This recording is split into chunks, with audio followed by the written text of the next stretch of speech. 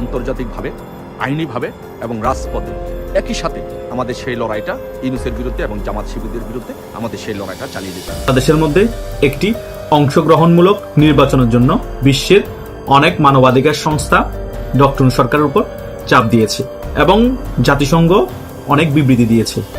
দিল্লিও অনেক আগে থেকে চেষ্টা করছে যে বাংলাদেশের মধ্যে একটি ইনক্লুসিভ নির্বাচন হোক সকল দলের অংশগ্রহণে, কিন্তু ডক্টর ইউনূস কোনো মতেই কান দিচ্ছে না এবং এই চাপকে উপেক্ষা করেই কিন্তু ফেব্রুয়ারিতে পাতানো নির্বাচন দেওয়ার জন্য।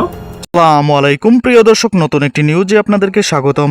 দর্শক, বাংলাদেশের যে বর্তমান রাজনৈতিক প্রেক্ষাপট এবং যে পরিস্থিতি সৃষ্টি হয়েছে তারই আলোকে আপনাদের সামনে বেশ কয়েকটি গুরুত্বপূর্ণ ভিডিও নিয়ে হাজির হয়েছি, যার কিছু অংশবিশেষ ভিডিওর শুরুতেই দেখেছেন। দর্শক, ভিডিওর শুরুটা দেখেই কিন্তু বুঝতে পেরেছেন আজকের ভিডিওটা কতটা গুরুত্বপূর্ণ হতে চলেছে। তাই বলবো 1 সেকেন্ডও না টেনে পুরো ভিডিওটি দেখবেন। চ্যানেলে নতুন হলে সাবস্ক্রাইব করে রাখবেন পরবর্তী আপডেট পাওয়ার জন্য।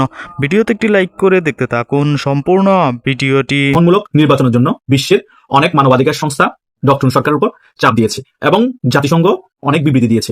দিল্লিও অনেক আগে থেকে চেষ্টা করছে যে বাংলাদেশের মধ্যে একটি ইনক্লুসিভ নির্বাচন হোক সকল দলের অংশগ্রহণে, কিন্তু ডক্টর ইউনূস কোনো মতেই কান দিচ্ছে না এবং এই চাপকে উপেক্ষা করেই কিন্তু ফেব্রুয়ারিতে পাতানো নির্বাচন দেওয়ার জন্য চেষ্টা করছে, তাও আওয়ামী লীগ এবং জাতীয় পার্টিকে ওই নির্বাচনের বাহিরে রেখে। তারা মনে করছে বিগত শেখ হাসিনা সরকার 16 বছর এভাবে ক্ষমতায় ছিল, তিনিও কিন্তু জাতিসংঘ, মানবাধিকার সংস্থা এবং বিশ্বের অনেকগুলো দেশের কথা তোয়াক্কা না করে নির্বাচন দিয়ে ক্ষমতায় তো চলে এসেছে। কি এমন হয়েছে? কিছু তো হয়নি, কিন্তু তারা এটা ভুলে গিয়েছে ওই সকল কথা তিনি গুরুত্ব না দেওয়ার ফলে 5 আগস্ট এভাবে ভয়াবহ তার পতন হয়েছে। ষড়যন্ত্রমূলক ভাবে হোক আর যেভাবে হোক পতন তো হয়েছে।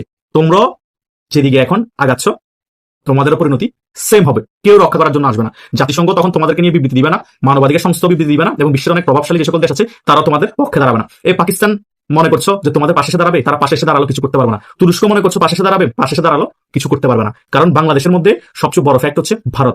এটা আমি কেন সবসময় বলি যে ভারতের পেটের ভিতর হচ্ছে বাংলাদেশ। তাই সর্বপ্রথম যদি কোনো দেশকে আমরা প্রায়োরিটি বেশি দিতে হয়, ভারতকে দিতে হবে। ভারতকে উপেক্ষা করে পাকিস্তানের সাথে তুরস্কের সাথে পীড়িত করে ভারতের সাথে খেলার জন্য বসে থাকবো, সেটা কখনোই সম্ভব হবে না। কারণ তুরস্ক রিসেপ তাইপ এরদোগান তিনি নিজেই অনেক ছাত্র হত্যা করে এখন ক্ষমতায় বসে আছে। আর পাকিস্তানের মধ্যে তো আর্মিরাই দেশ চালাচ্ছে, নামে শাহবাজ শরীফকে প্রধানমন্ত্রী হিসেবে বসেই রাখছে, কিন্তু ক্ষমতা সবকিছু আর্মির হাতে। তো তাদের কাছ থেকে কি আমরা গণতন্ত্রের সবক নিব? তাদের কাছ থেকে কি আমরা শিখবো যে কে ফেসিস্ট, কে গণহত্যাকারী? তারা নিজেরাই তো গণহত্যা চালায়, ক্ষমতায় বসে আছে। তারা পিটিআর সভাপতি এই ইমরান খানকে বন্দী করে রেখেছে, তার এত জনপ্রিয়তা, সে ভোটের মাধ্যমে এসেছে, তারপরও তাকে ক্ষমতাচ্যুত করে ফেলেছে আমেরিকার কথা শুনে, আমেরিকার দালালি করে। এবং সেনাবাহিনী নিজেরাই ক্ষমতা কুক্ষিঘাত করে একটা পুতুল সরকার বসিয়েছে এবং শাহবাজ শরীফকে প্রধানমন্ত্রী করেছে। তো তাদের থেকে আমাদের সবক নেওয়ার দরকার নাই। তো মূলত বাংলাদেশের মধ্যে এখন জঙ্গির যে একটা আস্ফালন হয়েছে, বিশ্বের বড় বড় যে সকল মানবাধিকার সংস্থা আছে এবং জাতিসংঘ আছে, বিশ্বের অনেক প্রভাবশালী দেশ আছে, তারা এখন আতঙ্কিত হয়ে পড়েছে। সে কারণেই বাংলাদেশের উপর বেশি চাপ দেওয়া হচ্ছে রাজনৈতিক ব্যালেন্স আনার জন্য। কারণ বাংলাদেশের মধ্যে রাজনৈতিক ব্যালেন্স নষ্ট হয়ে গিয়েছে। কেন নষ্ট হয়ে গিয়েছে?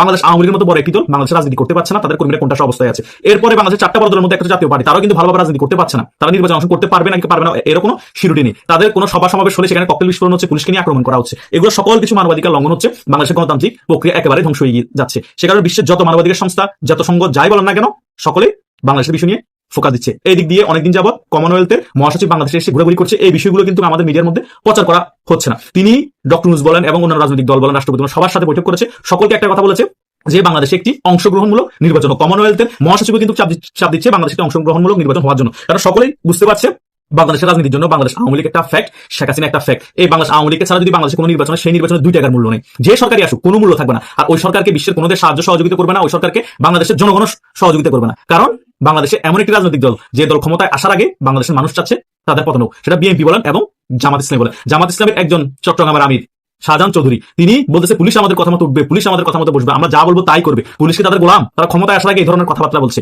রাজাকার মতো। তো তাদেরকে দিয়ে আমরা কিভাবে দেশ পরিচালনা করবো? তারা তো মানুষকে মানুষ মনে করবে না, পুলিশকে পশু মনে করবে। পুরো বাংলাদেশটাকে তারা পাকিস্তান বানিয়ে ফেলবে। এইদিকে বিএনপি ক্ষমতা আসলে বিএনপি কি করবে? তারা 15 মাসে কি করেছে দেখেছেন না? তারা নিজেদের মধ্যে কোন দলে মারামারি করে, গোলাগুলি করে, তাদের শীর্ষস্থানীয় 225 জনের মতো তাদেরকে তারা নিজেরা মেরে ফেলছে ক্ষমতায় আসার আগে। কিছুদিন আগে আমরা দেখলাম মিরপুরের পল্লবীর মধ্যে যুব দলের সদস্য সচিব, কত বড় পোস্টদারি নেতা, তাকে পর্যন্ত মেরে ফেলা হয়েছে অন্য অ্যান্টি গ্রুপে। চট্টগ্রামের মধ্যে দেখলাম সন্ত্রাসী বাবলাকে মেরে ফেলা হয়েছে আরেক গ্রুপে। এভাবে করে চলতেছে বিএনপির রাজনীতি ক্ষমতায় আসার আগে। ক্ষমতায় যদি চলে আসে আওয়ামী লীগ বলেন এবং অ্যান্টি বিএনপি যত রাজনৈতিক দল আছে তাদেরকে বলেন, ওদেরকে তো মারবো, নিজেরাও মরবে। এবং বাংলাদেশের অর্থনীতির দিকে কোনো খেয়াল রাখবে না, কোথায় চাঁদাবাজি করবে, কোথায় লুটপাট করবে, কোথায় টাকা আছে বের করে বিদেশে পাচার করবে, ওই চিন্তা থাকবে। তারা চিন্তা করবে 19 বছর উপাস ছিলাম এবং দেশকে এখন চুষে খেয়ে আমরা টাকা বিদেশে পাচার করে শক্ত হতে হবে। কারণ ক্ষমতার পতন হয়ে গেলে তো আবার আমাদের চলতে হবে ওই সেম নতুন বোতলে পুরাতন মত বা পুরাতন বোতলে নতুন মত, যেটাই বলেন না কেন, উল্টাই বলেন পাল্টাই বলেন, বাংলাদেশের আমাদের নার্ভের মধ্যে না তাদের যে ধরনের চরিত্র সেটাই থাকবে। এটাই তো বাস্তবতা, আপনারা তো অস্বীকার করতে। সে কারণে শেখ হাসিনাকে ফেসিস্ট বলে কোনো লাভ নাই।